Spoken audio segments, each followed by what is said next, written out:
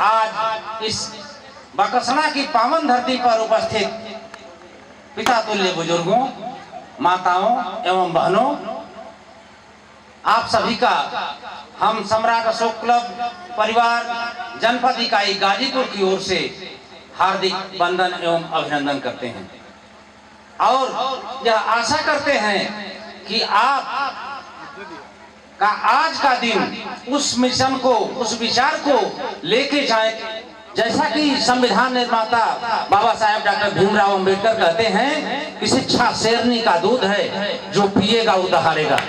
तो निश्चित रूप से जान लें कि जो पिएगा वो दहाड़ेगा, तो दहाड़ने की जरूरत पड़ चुकी है। संविधान कहीं न कहीं खतरे में नजर आ रहा है, इसलिए जरूरत है कि आप जागिए और उन महापुरुषों के किए हुए बलिदान को, उनके किए हुए कारनामों को सजाने संवारने की जरूरत है। आज इस दीपदान उत्सव के अवसर पर हमारे माननीय मुख्य अतिथि जी, माननीय संतोष कुमार जी एवं सम्राट अशोक क्लब का जो एनुअल फंक्शन होता है लटिया महोत्सव, उसके कार्यकारी जो अध्यक्ष हुआ करते हैं धनंजय प्रियदर्शी जी, आप सभी को सादर नमन करते हुए अपनी बात को शुरू करता हूं। आप इस चीज को जाने, हमारे जो जिला प्रबंधक डॉक्टर शिव गोविंद कुशवाहा जी, जो साहित्य के डॉक्टर हैं, डॉक्टर एक जो जीवों का इलाज करते हैं और एक ऐसे लोग जो समाज के मानसिक स्तर को उसका इलाज करते हैं, ऐसे डॉक्टर शिव गोविंद कुशवाहा जी हैं। हम उनको भी इस अवसर पर सादर अभिनंदन करते हैं कि आपका सानिध्य सम्राट अशोक क्लब परिवार को मिला और हम उस कारवां को आगे बढ़ाने में आगे चल रहे हैं। हमारे इस कारवां को आगे बढ़ाने के लिए हमारे गांव के वर्तमान प्रधान दयाशंकर राम जी, जो वर्तमान में प्रधान हैं, और हमारे छोटे भाई जो गुजरात से अभी गाड़ी नई लिए हैं, लेके आए थे, तो ये जानते हैं जब कोई घर में कोई चीज आ जाती है तो लोग एक अच्छे स्थान की ओर उसको लेके जाते हैं। तो हमने सोचा कि बकसना से अच्छा क्या हो सकता है, तो सभी लोग, हमारे गांव के प्रधान जी, उनके कंधे से कंधा मिला करके यहाँ आए।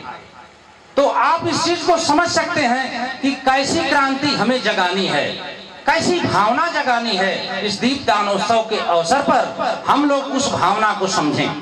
अपने बच्चों को हम आधी रोटी खाएंगे, बच्चों को पढ़ाएंगे, इस प्रकार की बात जरूर रखें, नहीं तो बाबा साहब का वो सपना अधूरा सा महसूस होने लगेगा कि शिक्षा शेरनी का दूध है, जो पिएगा वो दहाड़ेगा।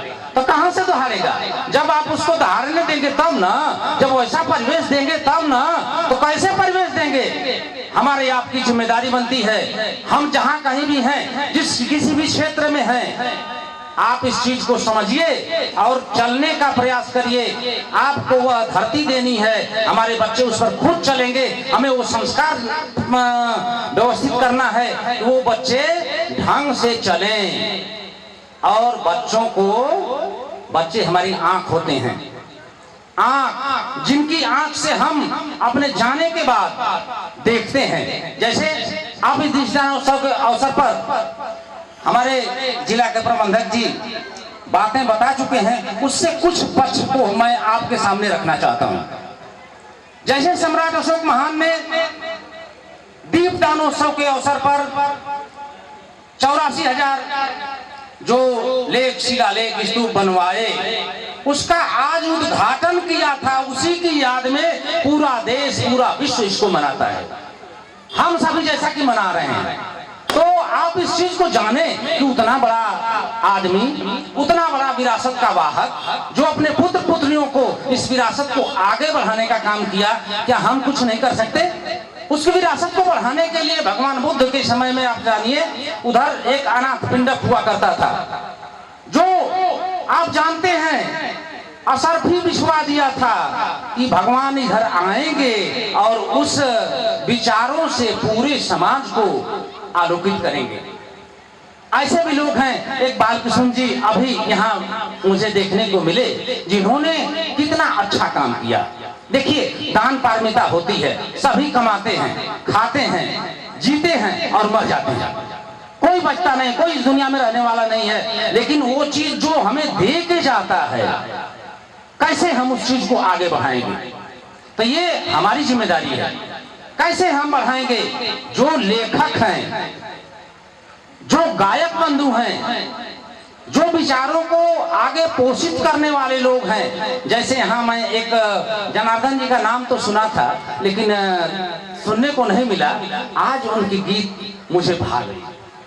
वास्तव में कहा जाए कि जनार्दन जी हैं, और उन चीजों को, इस बात को समझें कि हम इन चीजों को, इनके मिशन को, जो हमारे गार्जियन हैं, जो एक संदेश दे के इस दुनिया से जाएंगे, हम उस कार्य को कैसे आगे बढ़ाएंगे। उस कार्य को आगे बढ़ाने के लिए हमारे यहाँ, मैंने YouTube पर एक आध गाना वगैरह सुना था नेहा सोनाली जी का, तो यहाँ मौके से वो भी मौजूद है। हम ऐसे कलाकारों का अभिनंदन करते हैं। सम्राट अशोक क्लब परिवार उनका अभिनंदन करता है। इस वैचारिक लड़ाई में आप भी कंधे से कंधा मिलाकर चलते हैं।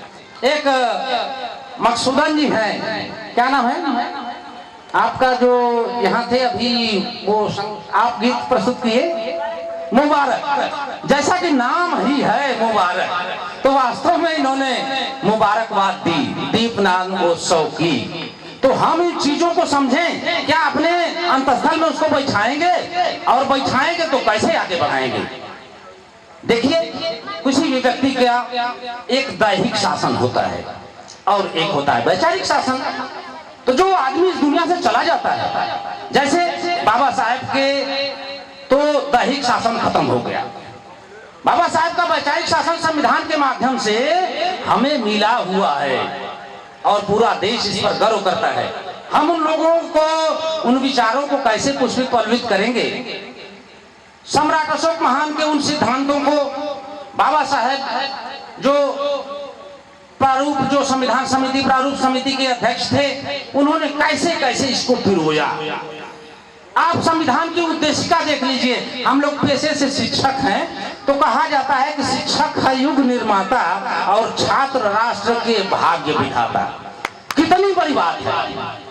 हम उन दायित्वों का पालन कितना कर पाते हैं।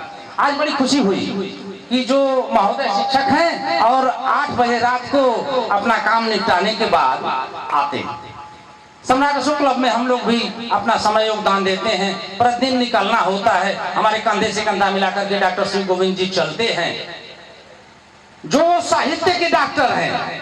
कभी कभी हम भी भटक जाते हैं, तो थोड़ा सा रास्ते पर लाने का काम करते हैं। तो भावना में कैसे हम उन चीजों को समझें, तो इन बातों को समझने के लिए हम कैसे आगे बढ़ेंगे। तो वैचारिक शासन जो होता है वह अनंत काल तक चलता है। जैसा कि बाद के कालखंडों में हमारे जो लोग थे, पुष्पित पल्लवित करने वाले लोग थे, उन्होंने उन विचारों को ढंग से पोषित पल्लवित नहीं किया और वो विचार लुप्त प्राय से हो गए थे। लेकिन विदेशों में आज भी वो चीज फल फूल रहा है। किसी जमाने में हमारे विषमतावादियों ने, जिन्होंने पेट में फाड़ के किसी और की चित्र को दिखा दिया, आप उन चीजों को देखें। जापान में आज से 2500 वर्ष पहले, क्या 2000 के आसपास, हमने देखा वहां से एक तस्वीर आई है जिसमें उन्होंने, वहां का एक मॉन्क कहा जाता है, जो बौद्ध भिक्षु कहा जाता है, वो अपना पेट फाड़ा हुआ है और उसमें बुद्ध जी दिख रहे हैं। कहीं ना कहीं ऐसी ही चोरी इन विषमतावादियों ने किया है। आप इन चीजों को जाने कि कहां से वो चीज आई, तो जब आप जानेंगे तब मानेंगे। अरे भाई, जब हम जानेंगे ही नहीं तो कैसे मानेंगे।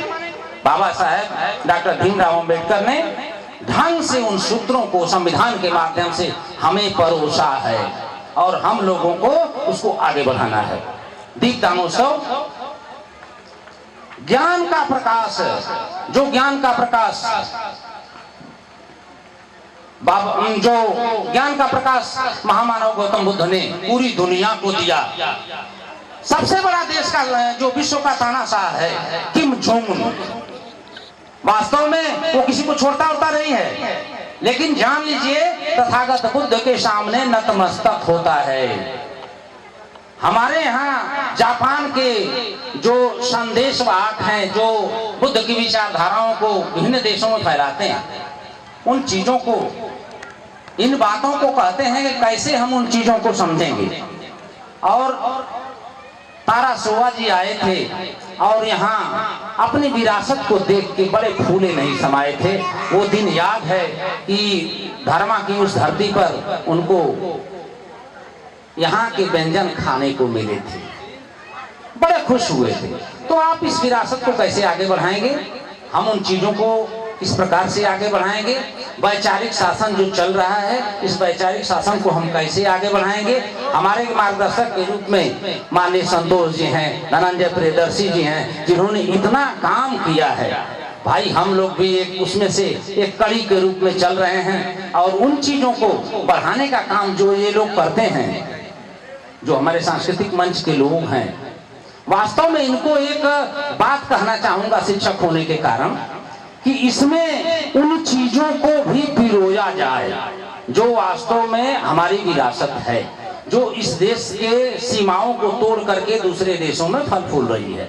तो हम लोग उसको पढ़ाएं अपने गीतों के माध्यम से, अपने कविताओं के माध्यम से, अपनी लेखनी के माध्यम से। जहाँ कहीं भी महिलाएं अपने गीतों के माध्यम से उन विरासत को आगे बढ़ाने का काम करें। हम लोग इसी आशा और विश्वास के साथ इस पावन धरती बुद्ध विहार जो बकसना की पावन धरती है, इसको पुनः पुनः नमन करते हुए और सभी लोगों का धन्यवाद करते हुए अपनी वाणी को यहीं पर विराम देते हैं। जय भारत।